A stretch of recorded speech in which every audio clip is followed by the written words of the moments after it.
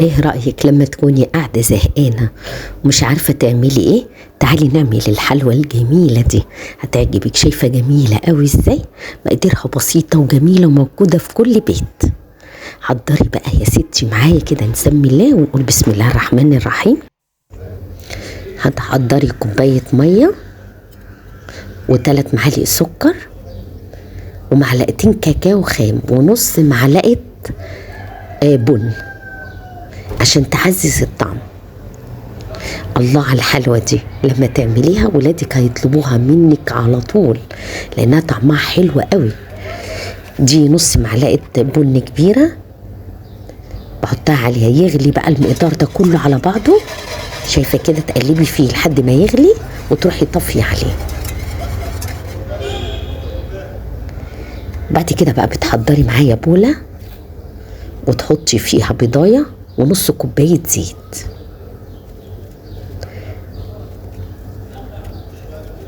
وتحطي كيس فانيليا. مقاديرها بسيطة وحلوة قوي وجميلة وطعمها حلو قوي. وبتحطي معلقة خميرة وبتقلبيها بقى بالمضرب الخليط ده مع بعضه. وبعد كده نبدأ نحط الكاكاو اللي احنا غليناه على النار، بس يكون بارد، تستني لما يبرد. وبعد كده تضيفيه للبيضة والخميرة اللي احنا عملناها. وبعد كده بتحطي ربع معلقة ملح. وبنبدأ بقى نحط دقيق، بس تكوني نخلاه 4 كوبايات دقيق. انا خدت معايا 4 كوبايات، يعني انت تبقي محضرة من 4 كوبايات ل4.5. ممكن تحتاج دقيق تاني. وبعد كده بتحطي معلقة بيكنج باودر وبتقلبيها حلو. معلقة صغيرة، انا حطيت في معلقة كبيرة، هي نص معلقة كبيرة. تروحي بقى قلبتها كويس. بعد كده مسكتها بقى بايديا، قلت بقى ما بدهاش اعملها بايديا عشان اظبط العجينة. بتقعدي تدعكي فيها حلو كده زي ما انت شايفة كده. بتبقى زي ما انت شايفه كده، مش عايزينها طريه، يعني لو لقيتيها طريه حطي معلقتين دقيق. انا جت مظبوطه معايا 4 كوبايات دقيق. بعد كده حطيت معلقه زبده ومعلقه زيت. بعد ما عجنت العجينه كويس قوي رحت حاطه معلقه زبده وبعد كده معلقه زيت، ورحت عاملاها زي ما انت شايفه كده. عجناها تاني لمده 5 دقايق. شايفه هي ما بتلزقش في الايد، ملمومه ازاي وحلوه قوي. احنا عايزينها كده. وبعد كده بقى تغطيها تخمر بقى، تسيبيها بتاعت نص ساعة أو ساعة إلا ربع. هي هتاخد ساعة إلا ربع كده بالظبط، يعني من نص ساعة لساعة إلا ربع. بعد كده بجيب بقى جوزة الهند، كوباية ونص جوزة الهند ونص كوباية لبن مكثف. أنا عاملاه في البيت، هبقى أنزل لكم فيديو بيه. شايفه لما حطيته عليه انا حسيت ان هو ما بيلمش قوي. رحت ماسكه جوز الهند جزء منه وضرباه في المطحنه، جزء منه يعني ما ضربتوش كله، ورحت حاطه عليه. لقيته بقى بعد كده اقدر اعمله كور. يعني هتلاقي لو عندك جوز الهند ناعم هيلم معاكي، يعني مطحون. قبل ما تحطيه على اللبن جزء مطحون وجزء كده هيعمل معاكي حلو قوي. بس انا لما لقيته مش عارفه اجمعه رحت طحنه نصه ورحت حطاه.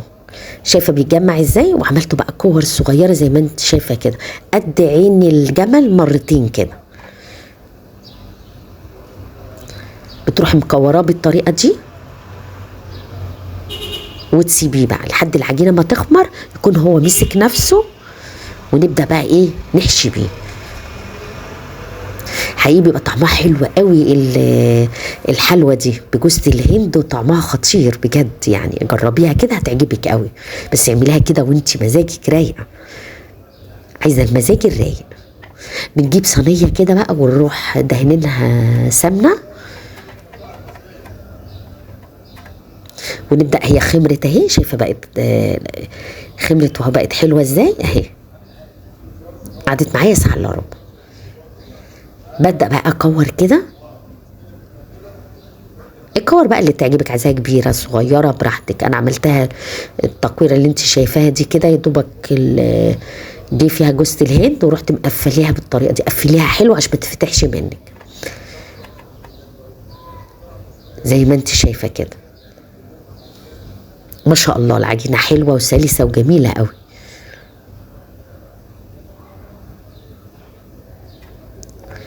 بتخلصي بقى المقدار كله وتسيبيها برضو تخمر تاني. هنسيبها بتاع نص ساعة تخمر، من ربع ساعة لنص ساعة.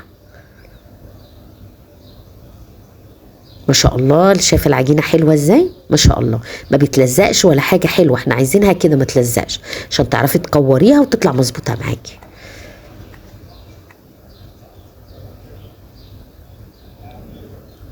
خلاص اهي قربنا نخلص المقدار بتاعنا.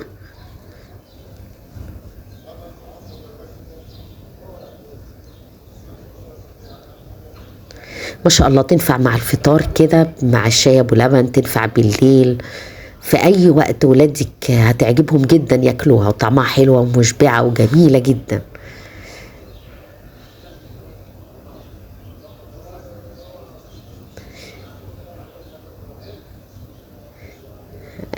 انا وريت لكم ولا كذا واحده على اساس تشوفي معموله ازاي وتقدري تعمليها بسهوله، تقفليها بالطريقه زي ما انت شايفه كده. تحاولي على قد ما تقدري جوز الهند ما يبانش عشان ما تتفتحش. تروح مكوراها كده، نغطيها بقى عشان الوش ما ينشفش، وتسيبيها بقى تخمر. اهي بعد ما خمرت شايفه ما شاء الله الكور زادت وكبرت ازاي وبقت جميله ازاي، عامله زي البابلز كده، حلوه قوي. استوت اهي، حطيتها في الفرن على 180. وبعد ما طلعت من الفرن هي خدت ما بين ربع ساعه لتلت ساعه في السوا. يعني هتاخد معاكي، انا خدت معايا بتاع تلت ساعه، هتاخد ما بين ربع يا تلت ساعه. جبت بقى زبده ومسكتها قطعه زبده ودهنت الوش بتاعها كده عشان تبقى طريه وبتلمع. عندك سمنه تمشي برضه مفيش مشاكل. بعد ما خلصنا كده ودهناها الزبده، شايفه بقت جميله ازاي. اجيب بقى، هبدا بقى اقلبها بقى لو انت حابه ان انت تقدميها في طبق التقديم. شايفه من ظهرها جميله ازاي. وبعد كده هبدا اقلبها تاني. انا حطيتها على المفرش السيليكون.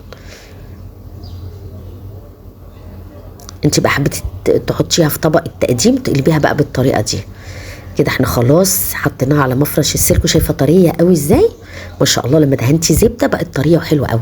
همسك بقى اللبن المكثف اللي اتبقى عندي وابدا بقى اعملها كده. ياه، ما اقولكيش بقى على الطعم الخطير باللبن المكثف، يا سلام.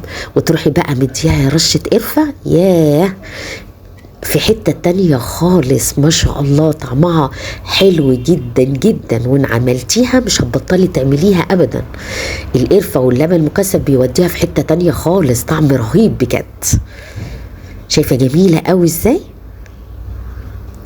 ولما تدوقيها احلى كمان من شكلها. غيري كده وجددي واعملي لولادك حاجات جديدة كده وشكلها حلو. يلا ان ما كنتوش اشتركتوا في القناه اشتركوا في القناه واعملوا لايك وشيروا له الفيديو يستفيد منه اكبر عدد.